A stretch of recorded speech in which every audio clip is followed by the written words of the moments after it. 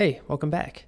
In this video, I'm just going to introduce you to Sublime Text. So the editor we're going to use, the place we'll be writing all of the code, or most of our code in the entire course, is in Sublime Text.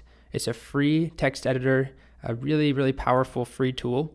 Most of the time when you get these free things, they're either limited in what they can do unless you pay to unlock it, or they're kind of cheap and not well maintained.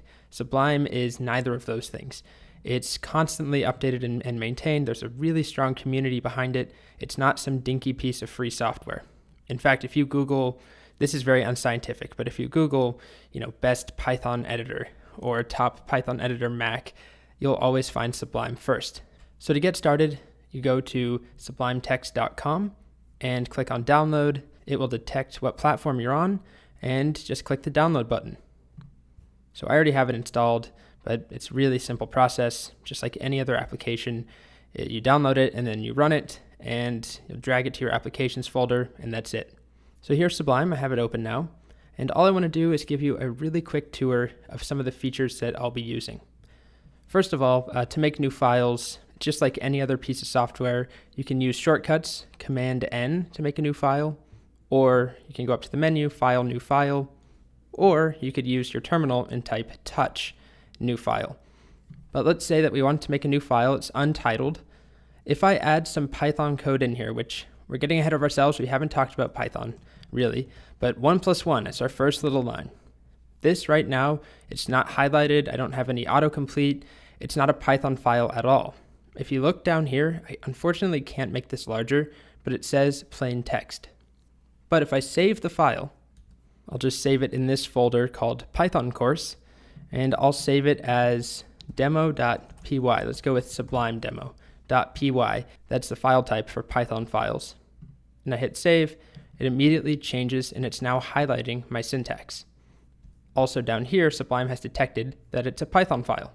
There are tons of features to Sublime that I'm not going to go over. There are some great articles on, the 30 best things you need to know about Sublime, the 50 shortcuts you have to master.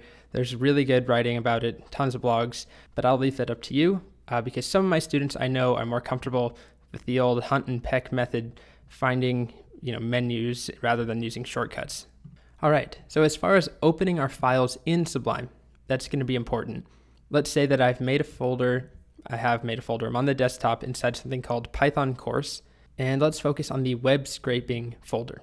So there's all these files and folders in there.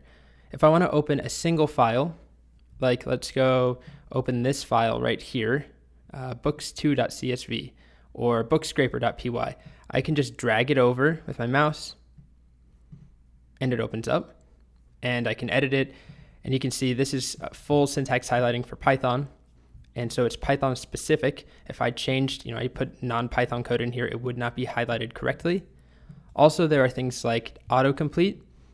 So we haven't talked about any Python syntax, so I'm getting ahead of myself, but if I type a word like DEF and I hit tab, that's a common phrase that we use in Python. It autocompletes for me and gives me some extra code.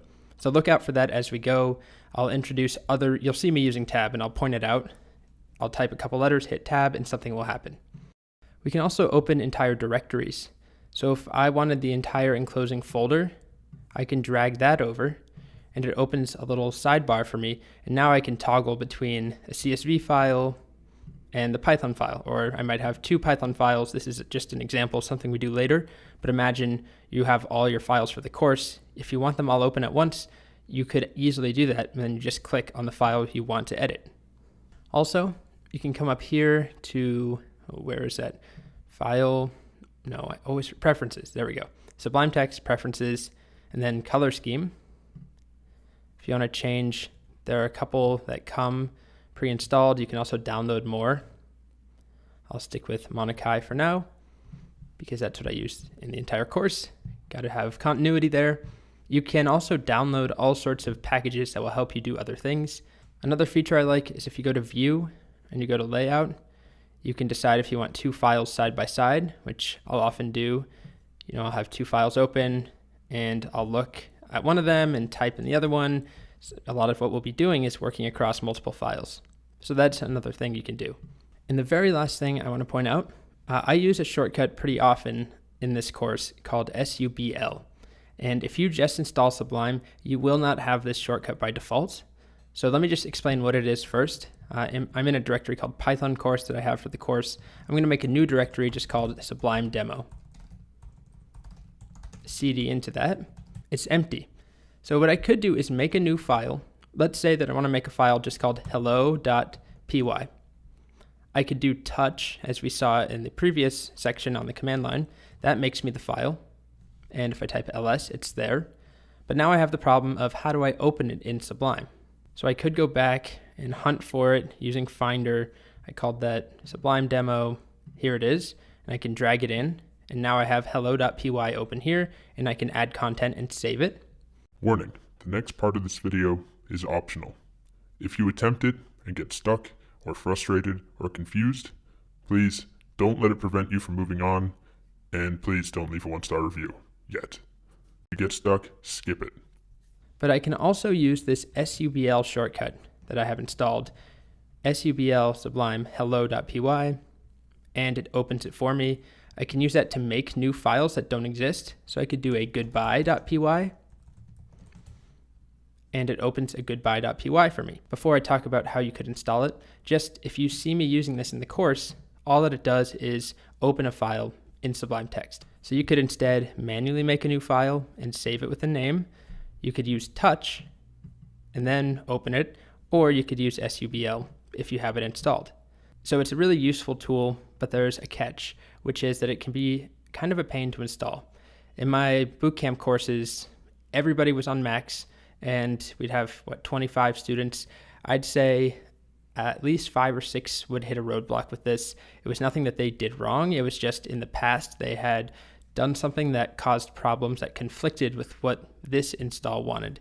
So I'll include this tutorial if you want to follow along. All you have to do is run a couple commands. It explains it well. You need to make sure that you have Sublime Text 3, not 2, and that it's installed in the correct location inside the applications folder.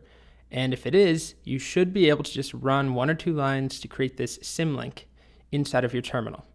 And this tutorial actually calls the command Sublime instead of SUBL because they personally think it's better to be more explicit like this, but you can change it. It's decided here, so whatever you wrote here is going to be the symlink name. Anyway, so you can give this a shot, but like I said, it can be difficult. Don't allow it to impede your progress through the rest of the course, because it's not that hard just to drag a file over to Sublime Text. It's not bad. This is just if you want to be, streamlined and never leave your terminal. Next, we're going to write our first really simple Python program and execute it. So we need Sublime to do that.